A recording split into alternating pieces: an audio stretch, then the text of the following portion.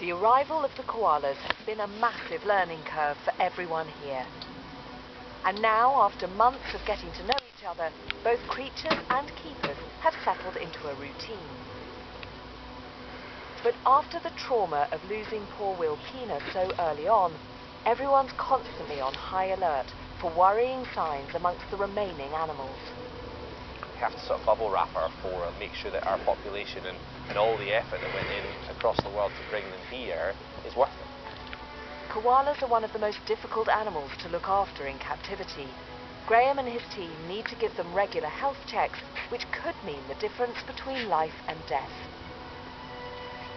With an animal that sleeps 18 hours a day, it's really easy to miss something with them, which is why the keeper spends a huge amount of their time looking at what comes out of them and what goes into them. The park's 4 koalas tip the scales between 5.5 and around 7.5 kilos, and twice a week there's a mass weigh-in. They lose a little bit of weight, it's like losing 10 kilos if it's for a human.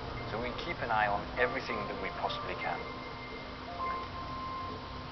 Chris was one of the 2 keepers who went to Australia to learn about caring for the new arrivals. And today he's showing John how to weigh Maisie in the koala-friendly scales. As soon as you see that she's going to go onto the tree, get rid of this hand. Because if not, this hand sort of gets stuck in here. Okay. So as soon as you see that, let go, and place her bum into here. We'll see how it goes. I'll hold this for you.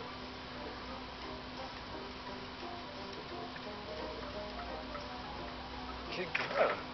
And now she just wants to pop back up to me. But it's not straightforward because Maisie is the clingiest koala.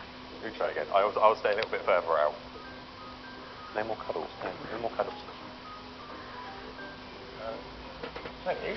Okay. Yeah. Second time lucky and a perfect weight for Maisie. 5.8 kilos. Okay. All that koala bulk comes from one food source, eucalyptus leaves. They each munch through a kilo of the stuff a day. Knowing what goes in is important, but keeping up with what comes out the other end is vital. Each koala should have at least 200 poos per individual.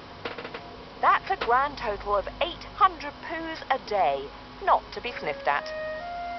We actually count every single poo that's in here, both looking at what shape it is, what colour it is. It should be quite an oval shape, a bit like maybe a rugby ball, and that just indicates the koala has the right amount of hydration within it. If they are a bit small or a bit long, it might indicate they're not eating enough. Next is colour. This is pretty much spot on, so dark, kind of brownish in colour.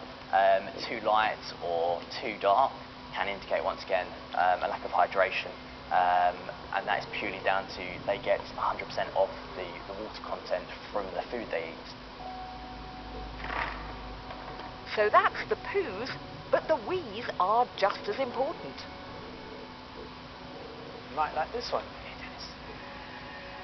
Especially given the fact that Wilpena died from a kidney disease that all koalas are vulnerable to.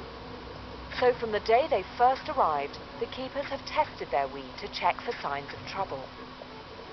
Kidney issues in southern koalas are all to do with genetics and all to do with the fact that they've evolved to eat such a specialized diet. And the main reason why we collect urine samples is to determine whether kidneys are working properly. But koalas wee just once a day, and it's the one and only time they come down from the treetops to have a wander on the ground. The keepers have to be on high alert if they want to get these all-important samples, because when a koala's got to go, it's got to go. I need a key, I need a key, I need a key, I need a key, I need a key. You've only got one chance. If not, they'll pop back up the tree and you'll never get them in. John's now got to get a sample from Maisie. In the moment when she feels settled, then you can swap the tray on that side and your hand in front of this. Yeah? The koalas should wee as soon as they reach the ground. Holding a hand in front stops them wandering off, while a tray is slipped under them to catch the wee. Bit of a stroke on her bum. There we go. that enough, Chris? It is enough. I don't think I've ever been happier to see an animal go to the toilet. Unsurprisingly, it really stinks. Not the most fragrant job in the world, but it's the only surefire way to sniff out the kidney disease that killed Wilpena. And now Keeper James is about to test a sample from 3-year-old Violet. We start off by taking a very small amount and using this amazing tool. It's called a refractometer. We use it basically to check the level of the urine and how prone the koala can be to kidney issues. It's something which we were testing with Wilpena to her last day. And generally the higher the number, the better it is. Anything lower than 1.04 is a cause for concern because it may mean that the koala has the potentially lethal disease oxalate nephrosis. And it's bad news because Violet's reading is a worrying 1.038. With Violet and her urine, she is a little low on kidney score of numbers. That in itself should be a massive alarm bells for us and a bit of a kind of panic station, especially after Wilpena, bless her. Violet's result could be a sign that she has the fatal illness that wiped out Wilpena. Lives here at Koala Creek may be under threat once more.